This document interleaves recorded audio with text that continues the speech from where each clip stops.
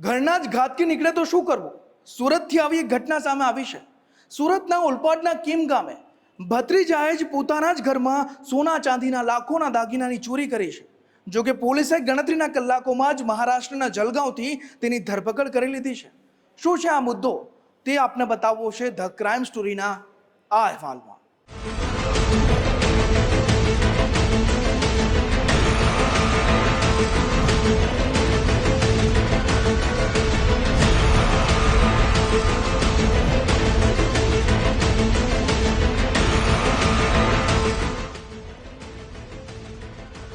તમારા ઘરમાં રહેલા સોના ચાંદીના દાગીના અને રોકડા અંગે આસપાસના પાડોશી કે સ્વજનોને જાણ કરવાને બદલે હંમેશા ગુપ્તતા જાળવજો, કેમ કે ઘોર કળિયુગમાં કોઈ પણ વ્યક્તિનો વિચાર ગમે ત્યારે બદલાઈ શકે છે.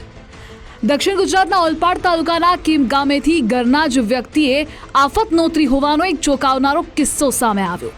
જોકે લાખો રૂપિયાની ચોરીને અંજામ આપનારો પરિવારનો જ સભ્ય એવો ભત્રીજો ગણતરીના કલાકોમાં સુરત પોલીસના હાથે ઝડપાઈ ગયો. કીમ ગામે આવેલા શિવાજીનગર વિસ્તારમાં ચોરીનો બનાવ બન્યો. વૃદ્ધ માતા સાથે રહેતા અલકાબહેન માળી ફૂલ વેચવા માટે બજારમાં આવેલી દુકાને પહોંચ્યા અને ઘરમાં ઓછું દેખાતા એકલા વૃદ્ધ હોવાથી અજાણ્યો ઇસમ તિજોરી તોડીને ફરાર થયો. વૃદ્ધાની જાણ બહાર તિજોરીમાં રાખેલા 11 તોલા સોનાના દાગીના અને 15,000 રોકડા રૂપિયાનો ચોરીને અંજામ આપ્યો. આ અંગે અલકાબેન માળીએ કીમ પોલીસ સ્ટેશને ફરિયાદ નોંધાવી તો નજીકમાં લાગેલા એક સીસીટીવી ફૂટેજના આધારે પીડિતે આરોપીને ઓળખી બતાવ્યો. જે બાદ ગણતરીના કલાકોમાં મહારાષ્ટ્રના જલગાંવથી દીપક મહાજનની ધરપકડ કરવામાં આવી તો સુરત ક્રાઇમ એલસીબી અને કીમ પોલીસના જવાનોએ જલગાંવમાં દીપકના ઘરેથી 5 લાખ રૂપિયા રોકડા રિકવર કર્યા. ચોર દીપક મહાજને મહારાષ્ટ્રના દરણગાંવના રુદ્ર જ્વેલર્સના માલિકને સોનું વેચ્યું હતું. સોની વેપારીએ દાગીનાને બદલે તેને 5 લાખ રૂપિયા રોકડા આપ્યા હતા. કીમ પોલીસે આરોપી દીપક મહાજન અને સોની વેપારી બંનેની ધરપકડ બાદ ઓલપાડની કોર્ટમાં રજૂ કરી 4 દિવસના રિમાન્ડ મેળવ્યા છે.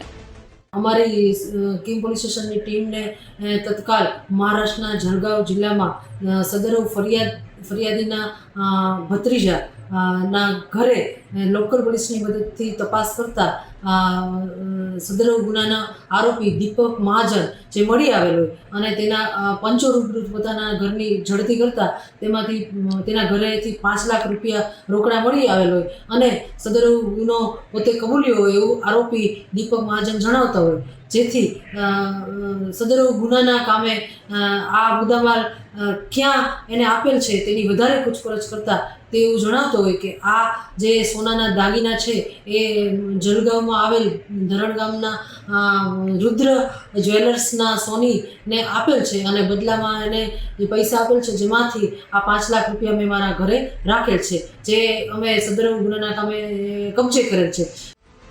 તો આ ચોરીને અંજામ આપનારો દીપક મહાજન એ ભોગ બનનાર અલકાબેન માળીનો ભત્રીજો થાય છે. આરોપીએ ચોરી કર્યાના 1 મહિના અગાઉ અલકાબેન પાસેથી ઉછીના રૂપિયા માંગ્યા હતા, પરંતુ અલકાબેને ન આપતા તેણે દાજ રાખી અને ચોરીનો પ્લાન ઘડી કાઢ્યો હતો.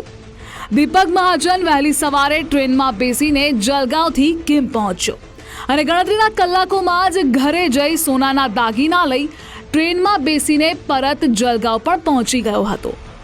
દીપક મહાજને ચોરીના દાગીના વેચવા જ્વેલર્સનો સંપર્ક પણ પહેલેથી જ કરી રાખ્યો હતો. ફરિયાદી છે એ આરોપી એનો ભત્રીજો થાય છે, કૌટુંબિક ભાઈનો દીકરો થાય છે, એટલે ફરિયાદીને ભત્રીજો થાય છે. વર્ષ પહેલા એના ફઈના ઘરે આવેલ હતો, જેથી એની બધી તાસીરે જાણતો હતો.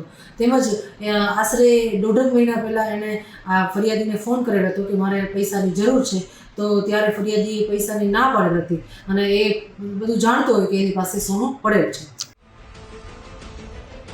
દીપક મહાજને સોની વેપારીને તમામ 11 તોલા સોનાના દાગીના આપ્યા કે પછી થોડાક દાગીના અન્યત્ર છુપાવી રાખ્યા તે પોલીસની વિગતવાર તપાસમાં સામે આવશે. આ ચોરીનો માલ ખરીદનારા સોની વેપારીની અગાઉ કોઈ ગુનામાં ભાગીદારી હોવાની આશંકા નકારી શકાય તેમ નથી.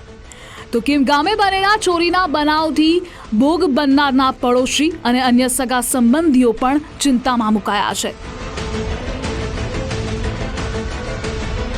ઉદય જાદવ, ગુજરાત ફર્સ્ટ, સુરત.